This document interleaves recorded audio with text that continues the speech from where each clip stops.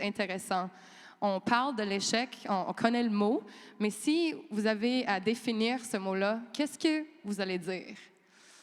Et ce qu'on a trouvé avec les recherches, c'est que la vie, c'est le changement constant. Puis il y a les hauts et il y a les bas. Et quand on est dans les moments plus bas, quand il y a quelque chose qui arrête peut-être dans ces bas-là, ben oui, ça peut nous frapper ou on peut le considérer un échec dans notre vie. Mais avec ce qui est étudié aux États-Unis s'appelle un growth mindset. Avez-vous entendu ça? Growth mindset versus a fixed mindset. Oui, ça vous dit quelque chose? C'est un peu, puis ça va peut-être être complémentaire ou quelque chose que vous connaissez ici, c'est de tester et ne pas fixer sur quelque chose comme si c'est la conclusion et ça va, tu sais, c'est comme votre faute que c'est arrivé. De ne pas prendre les choses personnelles et voir les expériences comme un apprentissage. Et même dans la vie, quand on continue dans les moments bas, il y a toujours une réflexion qu'on peut faire. Donc, pour un peu faire le bienvenu à nos invités ce soir et les rendre encore plus à l'aise en espérant, parce que c'est pas évident d'en parler de ces échecs-là, c'est pas le fun, même si notre soirée c'est fun. On veut partager, oui, mais pas nécessairement célébrer les échecs. Il faut senser l'humain et l'humour dans cette réalité.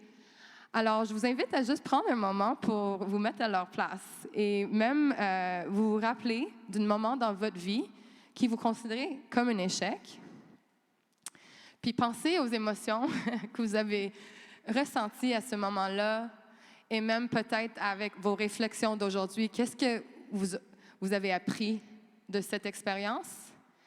Et maintenant, même aussi, si vous allez avoir à parler publiquement de cette expérience, comment vous sentirez? Alors, pour rendre encore plus à l'aise nos invités, je vous donne la permission de dire le mot « fuck ». On va créer un bulle safe space ensemble, même de lancer les mots, de lancer même les mots en anglais, en français. Le but, c'est d'être nous-mêmes, pratiquer ensemble cette vulnérabilité qu'on ne voit pas dans notre monde d'affaires, qui est normale, qui est naturelle. Et alors, à nos invités, comme à peu près tous les événements autour du monde, on va avoir à peu près 7 minutes pour leur confession d'échec. Et on va suivre avec des sessions de questions et réponses. Donc, je suis là pour vous faciliter ce processus. Et encore une fois, c'est un grand honneur pour nous. Merci encore d'amener cette fun à cette culture chez ETS. Yay! Alors, on a Camille, qui est une graduée récente de ETS. Alors, Camille, je t'invite à te présenter. Oui. Bon, moi, j'ai gradué en décembre dernier de l'ETS en génie mécanique. Et donc, vu qu'on parle un peu des échecs professionnels, on s'entend que j'ai pas énormément d'expérience sur le marché du travail, mais j'ai tout de même quelque chose à raconter au cours des 9 derniers mois. J'ai énormément été impliquée à l'ETS, autant dans le précis, dans le Chinook pour ceux qui connaissent. Et puis maintenant, je suis rendue chargée de projet en optimisation industrielle chez Soucy Baron dans le caoutchouc à Saint-Jérôme. Puis, tu es une humain, alors tu as quand même l'expérience dans l'échec, comme c'est naturel. Et comme on apprend tous à être résilient envers ça. Alors, est-ce que tu es prêt à rentrer dans les détails de ton expérience? Je me lance. All right. Donc, quand je suis arrivée à mon emploi actuel, j'ai eu plusieurs projets. Il y a un roulement d'employés comme un peu partout. Donc, j'ai repris un projet qui était déjà en cours. J'avais énormément de contraintes. Je devais acheter un simple convoyeur pour éviter que quelqu'un se penche continuellement pour aller chercher des pièces. Tâche qui me semblait pas si complexe initialement. Donc, je fais faire plusieurs soumissions et tout. Finalement, je reçois plusieurs prix. Et évidemment, dans les contraintes, on veut toujours que ça soit rapide, beau, bon, pas cher, ainsi de suite. Donc, il y a quelqu'un qui nous promet qu'il peut nous livrer dans quelques semaines, super pas cher et tout. Puis moi, du haut de mon 2-3 mois d'expérience dans l'emploi, je me dis, ben pourquoi pas, je me lance, on signe avec lui. Et finalement, il finit par rallonger des délais. Là, moi, j'essaie de comprendre pourquoi, la COVID, toujours plein d'excuses. Là, je commence un petit peu stressée, mais je me dis, ben non, c'est correct, il va arriver, puis tout va être réglé, la date qui arrive. La date qui arrive, je vais le voir, puis je suis comme, OK, je pense que ça ne fonctionnera pas. Le convoyeur, c'est à peine s'il tenait debout. Tu sais, il tenait, mais je pense qu'on donne un bon petit coup de coude dessus, puis il aurait tombé. Là, je regarde ça, puis je me dis, OK, là, moi, il faut que j'aille voir mon directeur qui me dit c'est quand qu'il va être sur la machine, puis dire, ben, je pense que ça marche pas. Je pense que je me suis vraiment plantée dedans, puis que le convoyeur, il fera vraiment pas la job. Fait que je capotais ma vie. Là. On s'entend que je suis nouvelle, que c'est la première fois que je fais une dépense pour la compagnie, puis je suis comme, ça marchera pas. Fait que je vais voir mon directeur. Et avant, en fait, j'étais allée voir quelqu'un d'autre pour qu'il me confirme que ça faisait pas de sens. Puis il était comme, mais voyons, Camille, c'est évident, là, ça fait aucun sens, ces convoyeurs-là. Donc, j'étais allée voir mon directeur, j'ai un peu expliqué la situation et tout. Mais tout ce temps-là, je me disais, fuck, qu'est-ce que je vais dire, moi, comme je viens de l'acheter, puis ça marche vraiment pas. J'ai plein de projets qui s'en viennent avec plein de responsabilités, puis un simple convoyeur, j'y arrive pas. Ouais. Fait que je capotais vraiment énormément. Puis finalement, au bout du compte, ça a été super compliqué. Il a fallu rappeler les personnes, justifier. Puis là, je me disais, ben, c'est mon erreur, c'est moi qui n'étais pas assez claire dans ma demande. Je ramenais tout à moi, là, je voyais c'est super gros. Ben là, j'aurais plus de projet, j'aurais plus rien. Puis, finalement, au bout du compte, on a pu retourner le convoyeur, puis on va en racheter un autre. Puis, c'est pas la fin du monde, mais à ce moment-là, je capotais vraiment ma vie. Avec raison, c'est normal. Wow, merci.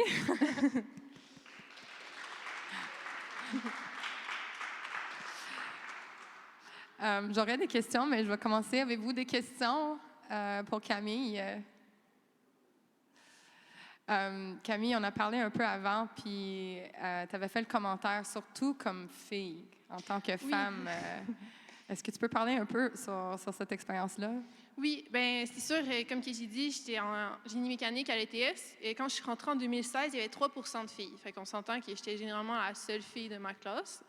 Puis, il y a un cours que je comprenais pas trop en matière, je posais beaucoup de questions, puis le prof, je suis sûre que c'était pour m'encourager, là, il disait « mais fais-toi-en pas, les filles, vous avez toujours les meilleures notes de toute façon. » Fait que là, moi, à ce moment-là, j'étais comme « OK, fait qu'en plus d'être la seule fille de la classe, je vais être la seule fille poche en mécanique. » Puis, tu sais, finalement, j'ai compris avec le temps que c'est pas parce que je suis une fille que j'étais obligée de performer tout le temps, puis que c'est pas vrai que toutes les filles en génie mécanique ont toujours les meilleures notes ou dans n'importe quel génie. Mais à ce moment-là, j'étais comme, ouais, je sais pas si c'est vraiment le bon domaine. Mais, finalement, j'adore ce que je fais. Fait que. Right on. Est-ce qu'il y a d'autres personnes qui peuvent comprendre un peu ce positionnement? Il y a d'autres questions? Oui? Est-ce que vous voulez rapprocher? Je ne sais pas si moi, j'ai pas le droit. Allô, je me demandais, tu décrivais quand tu étais sur le point de devoir annoncer à ton directeur que ça allait fail. Qu'est-ce que, avant que tu te lances dans ce projet, quand tu arrivais, tu étais une junior, qu'est-ce qu'ils auraient pu faire pour te mettre plus à l'aise face à comment est-ce que l'organisation finalement accueille l'échec ou l'expérience finalement que tu allais acquérir là-dessus? Est-ce qu'il y a quelque chose qu'ils auraient pu faire différemment pour que tu sois plus à l'aise à lui dire, tu sais quoi, ça va pas fonctionner? Je sais pas si c'est clair. Oui, c'est clair, c'est clair. Yeah, right on, merci. C'est un bon point. Mais je crois que j'ai la chance d'être dans une super bonne compagnie. Puis je pense que c'est vraiment juste dans ma tête que j'ai paniqué. Parce qu'après que tout ça se soit passé, il y a quelqu'un qui m'a rappelé ma première journée quand je suis rentrée. Puis le DG nous avait dit, tu sais, ici, vous pouvez faire toutes les erreurs que vous voulez. Faites juste pas les refaire 2 fois. Tu sais, il faut apprendre de nos erreurs. Mais à ce moment-là, j'y ai comme jamais pensé. Fait que je pense qu'ils ont tout fait pour que ça soit bien accueilli. Par contre, à ce moment précis-là où j'ai paniqué complètement, cette belle phrase qui m'aurait sûrement encouragée à ne pas stresser, mais j'avais complètement oublié. Oui, merci. Merci. D'autres questions? Moi, j'ai une question. Oui. Est-ce que ça fonctionne, le microphone? Sinon, je vais venir vous interviewer. Yes, no? Oh. On? Ouais. Right. Excusez. Mettons, c'est quoi les outils que tu as utilisés pour réussir à dépasser ta peur? Parce que j'imagine, quand tu paniques, c'est que tu as peur, tu as mal au ventre. Qu'est-ce qui t'a motivé à dépasser ça? Et qu'est-ce qui m'a motivée? C'est une bonne question. Je pense que quand j'étais allée chercher l'avis d'un collègue en qui j'avais confiance et avec qui je m'entendais bien, qui m'a dit, tu sais, c'est correct, il faut le dire tout de suite, là, c'est ça les prochaines étapes à faire, puis c'est pas grave, tu sais, ça va bien aller et tout. Ça m'a super gros rassurée. Fait que vraiment, aller chercher l'aide de quelqu'un de confiance.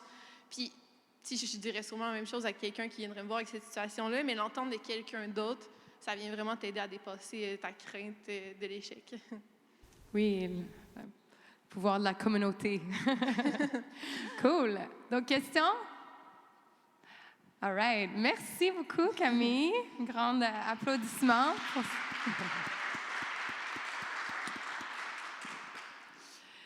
Excellent. Alors, Isabelle. Allô? Isabelle, professionnelle dans la technologie, maintenant rendue entrepreneur aussi. Ça veut dire qu'il y a beaucoup quand même... Beaucoup d'échecs, surtout que j'ai gradué moins récemment que Camille. Donc, moi, j'ai gradué en 2008, Polytechnique de Montréal. J'ai gradué en génie électrique et puis après, j'ai fait génie métallurgique. J'ai travaillé en énergie renouvelable. J'ai parti une entreprise qui a échoué. J'ai parti une autre entreprise. Je travaille comme professionnelle en transformation numérique maintenant. Et donc, les histoires d'échecs, j'en ai beaucoup à raconter, mais c'est difficile de parler d'échecs. Comme pour vous dire, j'ai vu passer la fiche qui demandait des gens pour parler d'échecs. Oui. 3 fois. Comme la première fois, j'étais comme, ah, OK. La deuxième fois, quelqu'un que je connais, parce que moi, ça fait longtemps que je dis qu'il faut qu'on parle d'échecs. J'ai eu la chance d'étudier l'entrepreneuriat dans la Silicon Valley et ici. Puis la question qu'on se posait, c'est qu'est-ce que ça nous prend ici à Montréal, au Québec, pour avoir des compagnies comme Facebook, Google?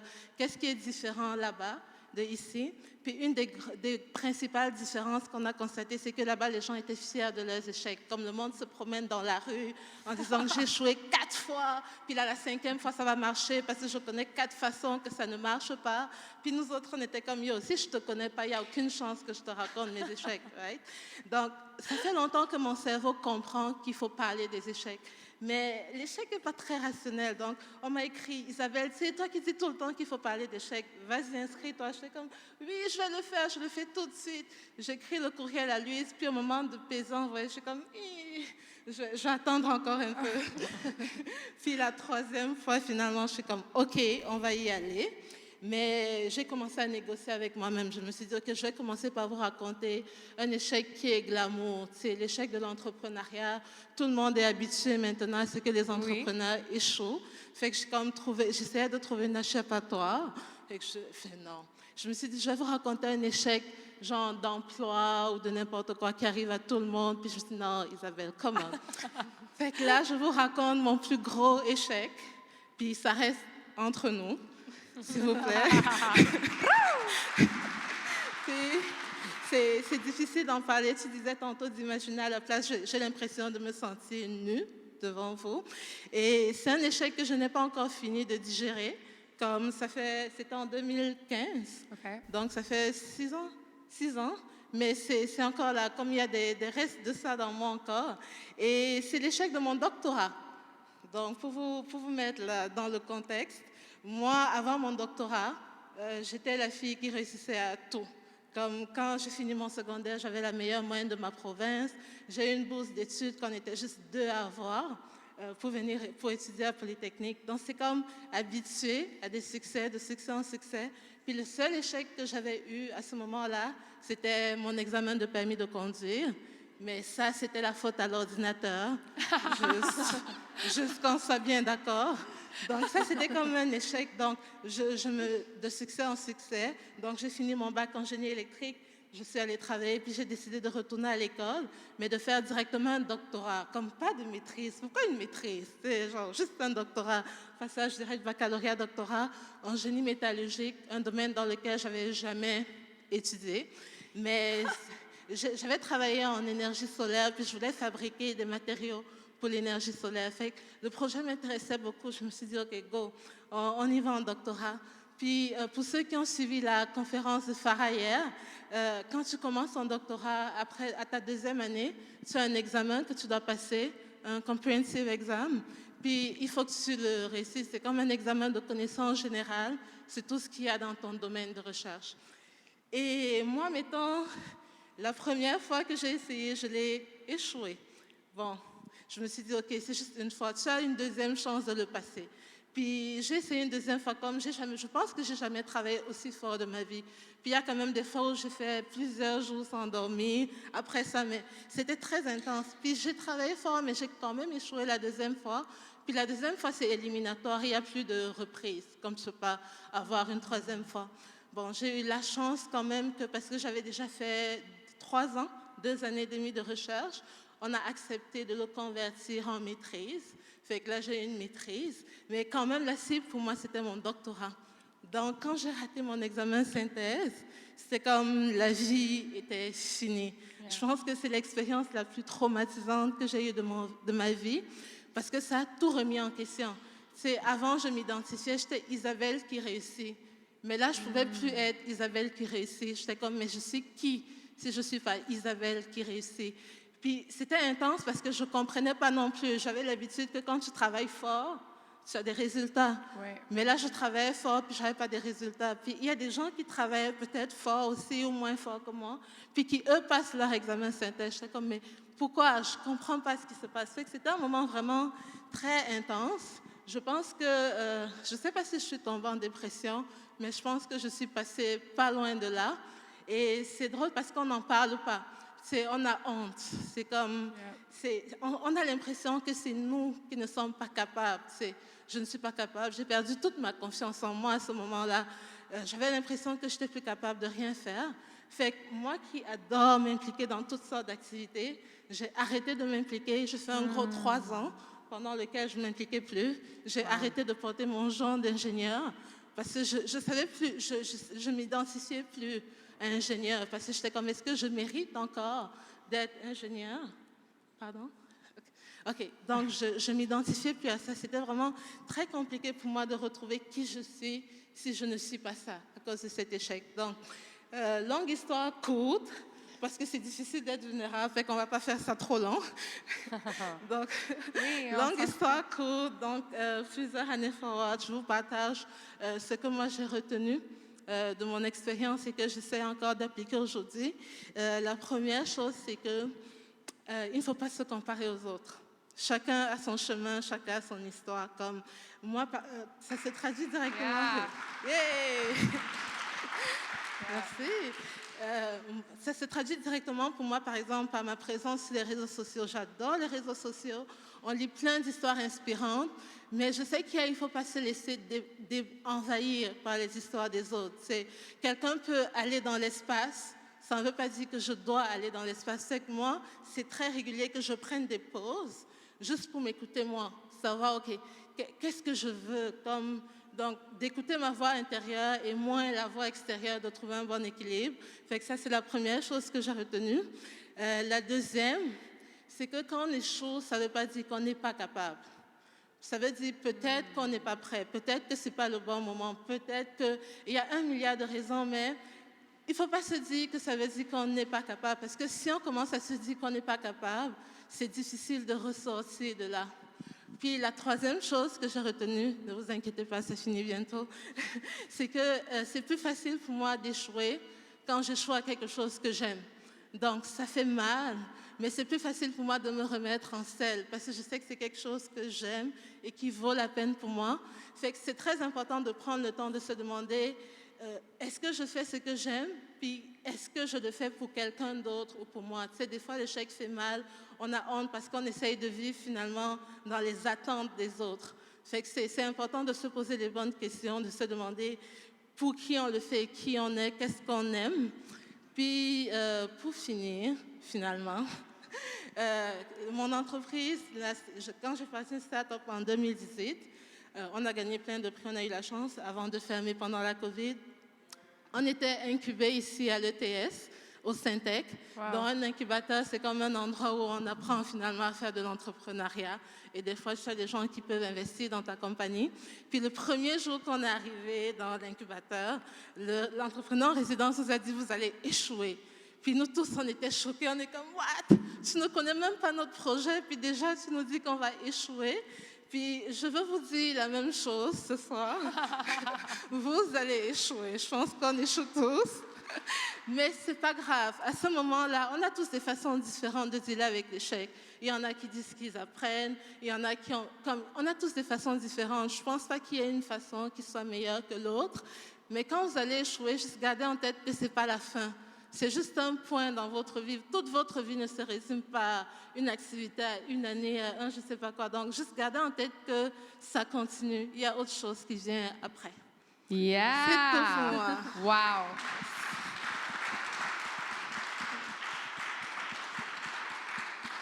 Merci, Isabelle.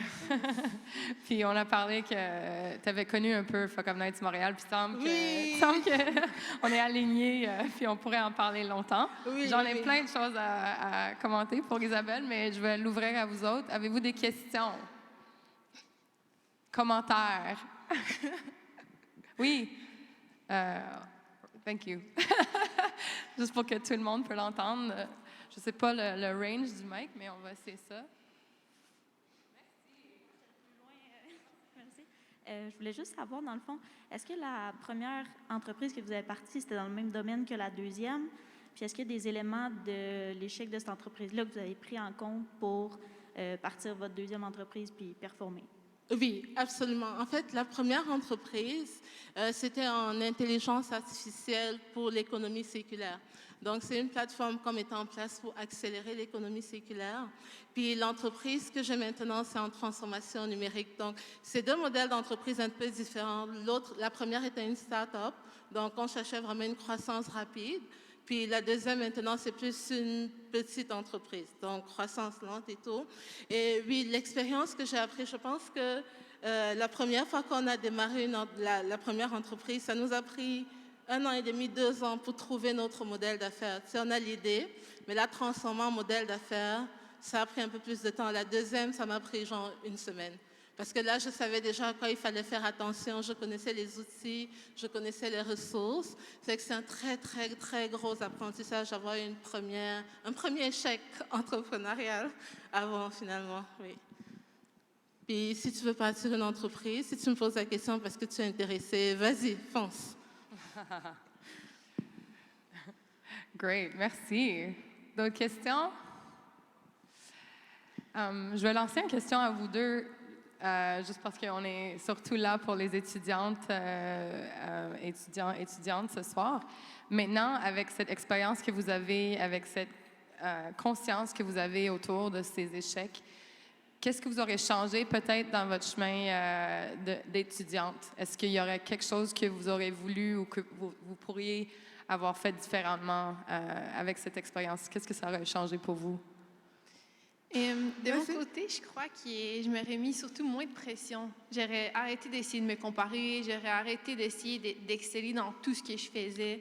Tu sais, j'étais super gros impliquée, puis je voulais performer dans chacune des branches. Puis chaque fois que je faisais face à un obstacle, à un petit échec, c'était comme la fin du monde, j'en faisais tout un plat.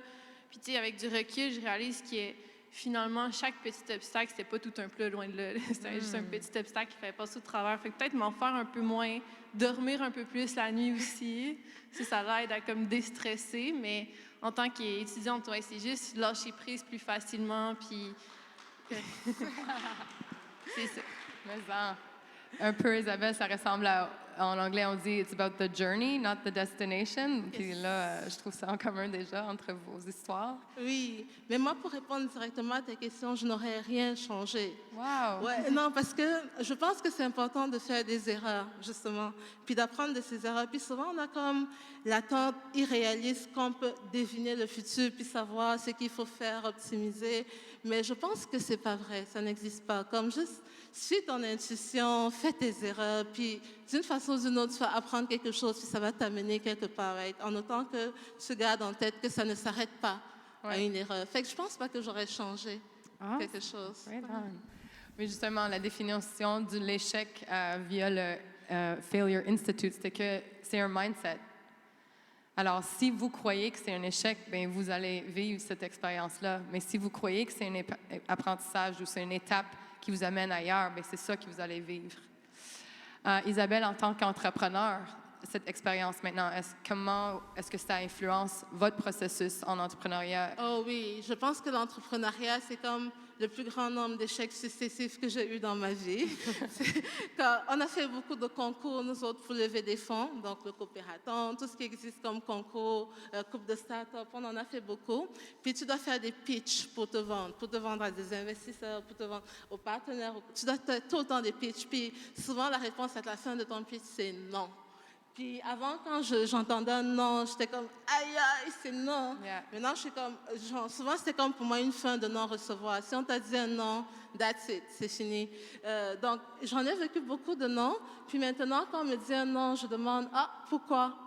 Qu'est-ce que je pourrais changer? Qu'est-ce qu'il faudrait que j'améliore? Pourquoi c'est un non? Comme de juste partir une conversation plutôt que de le prendre comme, OK, c'est parce que la personne ne veut pas de moi. Ce n'est pas personnel. L'échec, don't take it personal. C'est quelque chose qui arrive, puis des fois, je pense que ça prend le courage de continuer la conversation après le non, après l'échec. Wow! Et merci pour le courage d'en parler ce soir. On a une question. Bien, c'est juste pour que tout le monde entende, puis on l'enregistre bien. C'est bon. Ben déjà, merci pour vos témoignages. J'ai trouvé ça super inspirant. Puis merci de... C'est un petit peu vulnérabilisant, je le sais, puis je trouve que c'est une belle preuve de courage d'en parler comme ça. Ma question, ça serait, est-ce que vous pensez que on voit un petit peu trop des échecs là où il n'y en a pas, ou alors qu'au contraire, on n'en voit pas assez là où il y en a? Dans le sens, est-ce que vous seriez plutôt pour rendre l'échec plus accessible à tout le monde, se dire, OK, t'as échoué, c'est pas grave, ou plutôt, non, on ne voit pas ça comme un échec, et ça n'en est pas un. Je ne sais pas si vous comprenez un petit peu ce que je veux dire. Parce que j'ai l'impression que vous êtes toutes les deux pas d'accord. Tous les deux de quoi? J'ai l'impression que vous êtes toutes les deux pas d'accord par rapport à cette question-là. C'est parfait. Vas-y, Camille, est-ce que tu veux commencer? Oui, ben moi, c'est sûr que l'échec, j'ai longtemps vu comme un échec. Puis moi, dans ma tête, on dit échec, puis c'est comme, c'est fini. J'ai échoué, littéralement, là, ça le dit.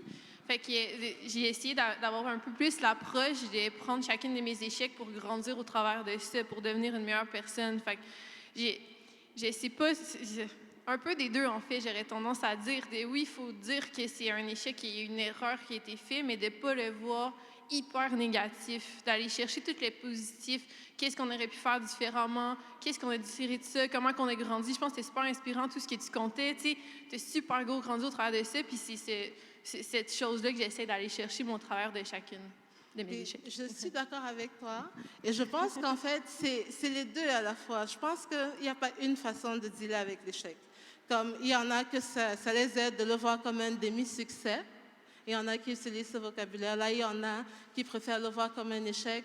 Moi, je pense que chacun doit choisir ce qui lui convient, en autant que ce n'est pas une échappatoire. Tu sais, des fois, tu te dis, oh, c'est un demi-échec, c'est comme un mécanisme pour ne pas affronter.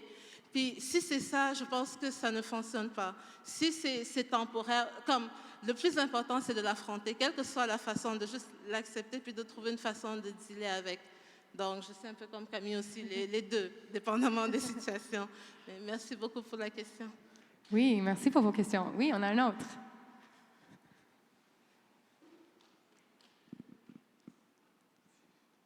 Ma question, c'est plus je me suis plus associée à l'histoire de l'échec du doctorat.